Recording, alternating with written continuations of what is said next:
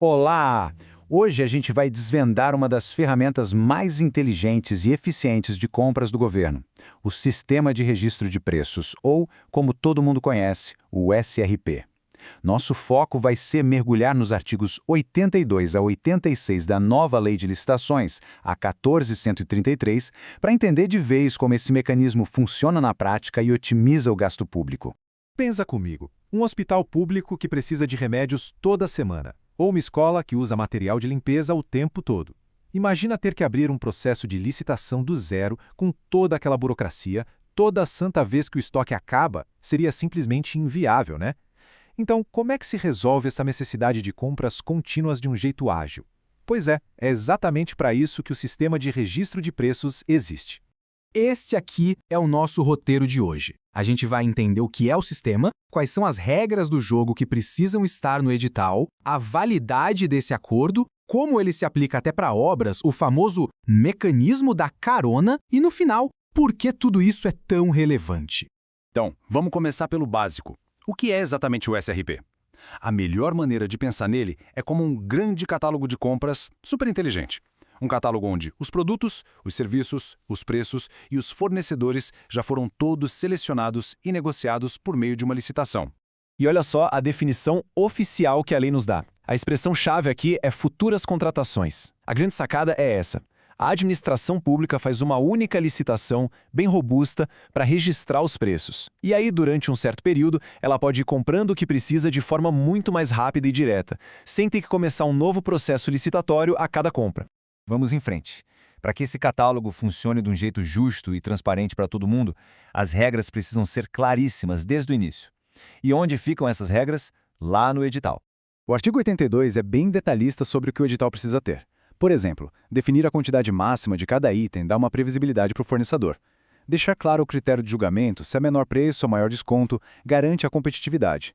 E até prever como os preços podem ser alterados, protege tanto o governo quanto as empresas das flutuações do mercado. É tudo amarradinho. Certo, então um preço foi registrado na ata. Mas e aí? Que tipo de vínculo isso cria? Quem tem que fazer o quê?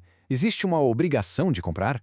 E aqui está uma das partes mais geniais do sistema, que está lá no artigo 83. O fornecedor que ganhou a licitação, ele assume o compromisso de vender o produto por aquele preço registrado sempre que o governo solicitar. Já a administração pública, ela não tem a obrigação de comprar. Ela só compra se e quando precisar e ainda mantém a liberdade de fazer outra licitação se por acaso encontrar uma condição mais vantajosa no mercado. Esse registro de preços, que é formalizado num documento chamado Ata de Registro de Preços, tem uma validade inicial padrão de 1 ano. E como o artigo 84 nos mostra, esse prazo ainda pode ser estendido por mais 1 ano. Mas atenção, tem uma condição fundamental para isso acontecer. É preciso fazer uma pesquisa de mercado e comprovar que aquele preço registrado ainda é um bom negócio para o governo. Ou seja, não tem essa de renovação automática se o preço ficar para trás. Bom, muita gente acha que o SRP serve só para comprar caneta, café, material de escritório. Mas a Lei 14.133 deixou bem claro que o sistema vai muito além. Ele também pode ser usado para contratar obras e serviços de engenharia. Claro que existem alguns critérios, que estão bem detalhados no artigo 85. Ninguém vai usar o SRP para construir uma usina hidrelétrica, por exemplo. O foco aqui são obras e serviços que podem ser padronizados e que são recorrentes. Pensa na manutenção de ar-condicionado de prédios públicos, na operação tapa-buracos de uma cidade ou na reforma padrão de salas de aula, coisas do dia a dia. Agora vamos para um dos pontos mais conhecidos e às vezes polêmicos do sistema, a adesão à ata. Ou como todo mundo chama no jargão, a carona. O artigo 86 é o que permite isso. Basicamente, um órgão público que não fez parte da licitação original pode aproveitar os preços que outro órgão já negociou e registrou. Imagina a vantagem para uma prefeitura pequena poder comprar ambulâncias pelo mesmíssimo preço que um grande ministério conseguiu numa negociação de larga escala. A economia de tempo, de dinheiro e de pessoal é gigantesca. Mas calma lá, pegar carona não é só chegar e pedir. A lei exige um processo bem certinho. O órgão interessado tem que justificar por que aquela adesão é vantajosa. Tem que provar que o preço continua competitivo e, o mais importante, precisa conseguir o ok tanto do órgão que fez a licitação quanto do próprio fornecedor. E justamente para que essa ferramenta tão poderosa não vire uma bagunça e cause um descontrole nas contratações, a lei foi muito inteligente em impor limites de quantidade. Isso protege tanto o planejamento do governo quanto a capacidade de entrega do fornecedor. O primeiro limite é individual. Cada órgão que pega carona pode comprar, no máximo, 50% da quantidade que foi originalmente registrada na ata para cada item. Isso é importante para evitar que um único carona chegue e esgote todo o estoque que estava previsto. O segundo limite é o global.